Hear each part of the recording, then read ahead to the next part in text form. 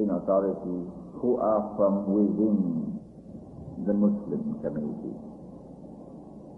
And so this extremely important verse of the Qur'an, which speaks of authority and speaks of submission to authority, speaks only of Allah and of His Prophet sallallahu ta'ala alayhi wa sallam, and of the Amir from within the Muslim community. And so there is no question whatsoever of submission, of free submission to authority other than these three. Relations with the non-Muslim world, therefore, would take place through treaties and agreements which are freely concluded. There is no question of Muslims freely submitting themselves to any supreme authority or any absolute authority or any sovereignty other than Allah. That would be shirk. There was a debate in this country in the early 50s, recorded on the pages of the newspapers, and I read something of that debate, whether sovereignty was located with Allah alone, or whether sovereignty could also be located here in the world. What we assert tonight is that submission to any authority as supreme, submission to any sovereignty other than Allah constitutes shirk. And shirk is the only sin which Allah will never forgive if he dies in that state of being a Muslim. Now then, an interesting observation. Let us go on an imaginary journey. Now suppose an age were to come upon mankind when faith, al-Iman, would be subjected to the most ferocious, the most devastating, the most comprehensive, the most sustained attack ever in history. Suppose that age were to be the last stage of history. Suppose that attack were to achieve such a total success that at the culmination of the attack, out of every 1,000 people, 999 would have their faith destroyed and would go to hell. It would be fair, I'm sure, that for such an attack to succeed, it would have to have as its primary target that which would cause mankind to embrace shirk. Yes. Well, let's end the imaginary journey now. The Prophet sallallahu ta'ala alayhi wa sallam spoke. We don't go to Nostradamus to know about the future. When Muhammad alayhi salatu wasalam has said that such an age will come, that such an attack will be launched. It is called the age of fitan. And he warns us, وَاتَّقُوا فِتْنَةً لَا تُصِيبَنَّ الَّذِينَ ظَلَمُوا مِنْكُمْ خَاصَّةً. Fear that fitna, which when it strikes, it's not just the guilty who will suffer, the innocent will also suffer, and you can see they are suffering all around you today. Fear that attack, because it will also include an attack with shirk.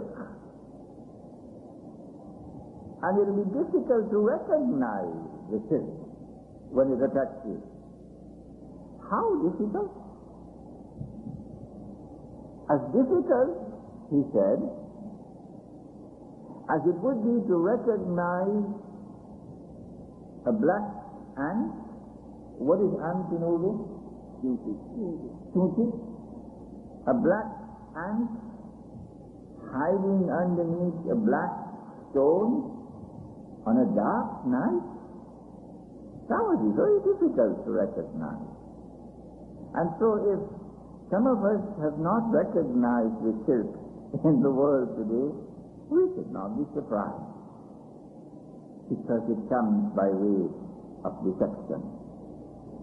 It will be our aim tonight to demonstrate that that age has arrived, and that attack of shirk has been launched, and that the modern world order in which the United Nations organization occupies center place, that modern world order represents the structure of that truly multidimensional and integrated attack. We shall in fact be attempting to direct a little bit of light towards that black ant which is hidden, so that perhaps it can be recognized. What is this strange new world order? From the perspective of Islam, it did not begin. The new world order did not come into being with the collapse of communism, with the end of the Cold War, and with the collapse of the Berlin Wall. No. Islam has a longer range with which to view the process of history.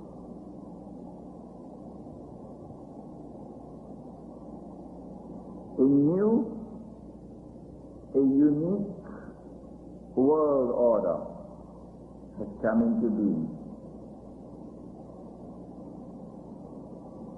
And it is the function of those who are learned and wise and who are recognized as experts to not only recognize fundamental change, to not only understand fundamental change, but also to anticipate fundamental change, like a transformation of the world order. Let us look at what they describe as the new world order.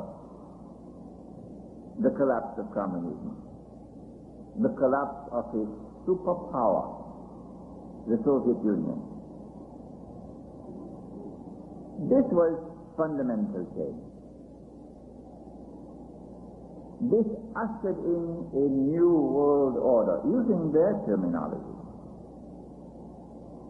Their ulama at Harvard and Princeton and Stanford and Oxford and at the Sorbonne, their experts, their scholars, were they able to anticipate the collapse of communism, the collapse of the Soviet Union, that the Berlin Wall will go down in November 1980? No, not one. No one. If such a thing as a transformation of the world order could take place, fundamental change takes place, and not a single individual is able to anticipate it, I think it is fair that they're not equipped with the tools with which to be able to analyze the subject. Was there anyone in the world who anticipated this great